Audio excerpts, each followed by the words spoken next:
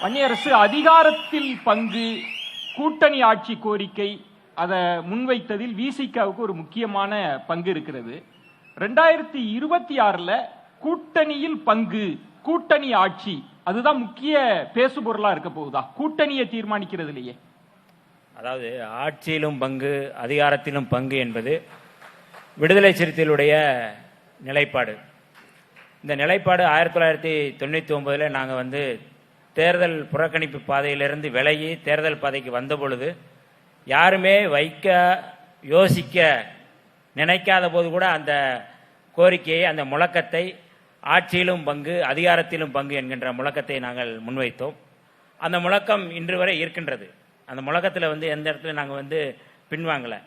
எப்படி சாதி ஒழிப்பு ஒரு கொள்கையோ, எப்படி தமிழ் தேசியம் என்பது ஒரு கொள்கையோ, அதே போல் பெண் விடுதலை என்பது ஒரு கொள்கையோ, விடுதலை சிறுத்தையோட 5 கொள்கையில் மிக முக்கியமாக இந்த 3 கொள்கைகள், அதே போல் வர்க்கபேத ஒழிப்பு, அதே போல் வல்லாதிக்க எதிர்ப்பு, இந்த 5 கொள்கைகள் எப்படி விடுதலை சிறுத்தையுடைய உயிர் கொள்கைகளோ அதே போல் இந்த ஆட்சியிலும் பங்கு அதிகாரத்திலும் பங்கு என்பது மிக முக்கியமான கொள்கை. அதுதான் பேசு பொருளா இருக்க போகுது. ஏன்னா அந்த கொள்கை விடுதலை சிறுத்தைகளுக்காக முன்வைக்கப்பட்ட கொள்கை இல்லை, எல்லோருக்குமான கொள்கை. விடுதலை சிறுத்தைகள் எப்போதுமே யாதும் ஊரே யாவரும் கேளீர் என்கின்ற கோட்பாட்டை எப்படி உள்வாங்கி கொண்டிருக்கிறோமோ அதே போல இந்த கோட்பாடு எதுவும் விடுதலை சிறுத்தைகளுக்காக முன்வைக்கப்பட்ட கோட்பாடு அல்ல.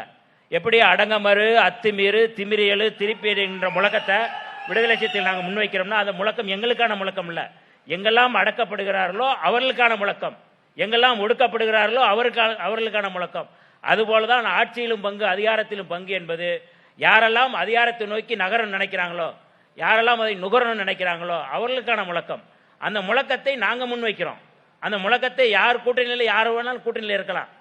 அந்த கூட்டணியில் இருக்கிறவங்க அது அந்த அந்த கூட்டணி கட்சி தலைவர்கள்ட்ட அவங்க பேசுவாங்க. அதே போல நாங்க எங்க கூட்டணி கட்சி தலைவர்கள்ட்ட நாங்க பேசுவோம். இப்ப யாரும் கூட்டணியில் பங்கு தரோம், அதிகாரத்தில் பங்கு தரோம் அப்படின்னு சொல்பவர்களுக்காக நீ அணியெல்லாம் மாற மாட்டீங்க. அதான் சொல்றேன். 99 இந்த முழக்கத்தை முன் வச்சோம். இன்னைக்கு வரை நாங்கள் அதை தொடர்றோம்.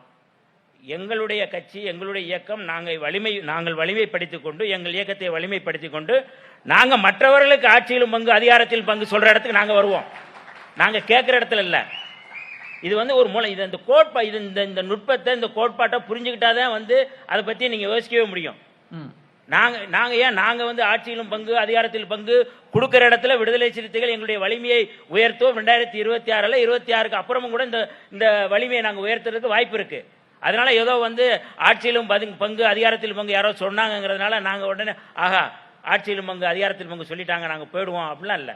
இது பலர் ஏதோ அரசியல் ஆட்டம்பாம்லாம் கருதி அந்த முழக்கத்தை முன்வைக்கிறாங்க. நீங்க என்ன சொல்றீங்கன்னா தரக்கூடிய இடத்தில் விசிக ஒரு நாள் வரும் அப்படின்னா? அதாவது கடந்த 30 கால் நூற்றாண்டுக்கு மேலாக விடுதலை சிறுத்தைகள் இந்த களத்தில் நிற்கிறோம்.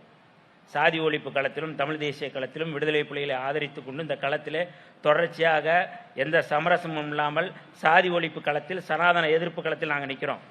நாங்கள் வெறுமனே ஆட்சியில் தான் வேணும்னா நாங்கள் எவ்வளோ பேர் ஆட்சியில் வர்றதுக்கு வாங்க வாங்கன்னு கூப்பிட்டு இருக்க நேரத்தில் நாங்கள் போகல. நாங்கள் சரியாக கொள்கை ரீதியாக திராவிட கருத்தியலை, மார்க்சிய கருத்தியலை, சனாதன எதிர்ப்பு கருத்தியலை நாங்கள் வலுவாக வலிமையாக வைத்துக் கொண்டு அந்த இடத்துல நாங்கள் நகர்றோம். வலதுசாரிகள் கூப்பிடுறாங்க, அவங்க கூப்பிடுறாங்களா, நாங்கள் போக முடியாது. நாங்கள் மிகுந்த தெளிவோடு இருக்கிறோம்.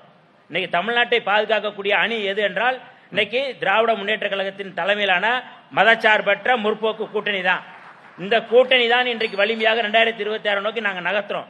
அதனால ஆட்சியிலும் பங்கு அதிகாரத்திலும் பங்கு எங்களுடைய கோட்பாடு தான். இப்ப சாதி ஒழிப்பு அப்படிங்கிறது ஒரு கோட்பாடு. அந்த கோட்பாடை முன் வச்சாதான் நாங்கள் வர முடியும்னா நீங்க யார்கிட்ட இங்க போக முடியும்?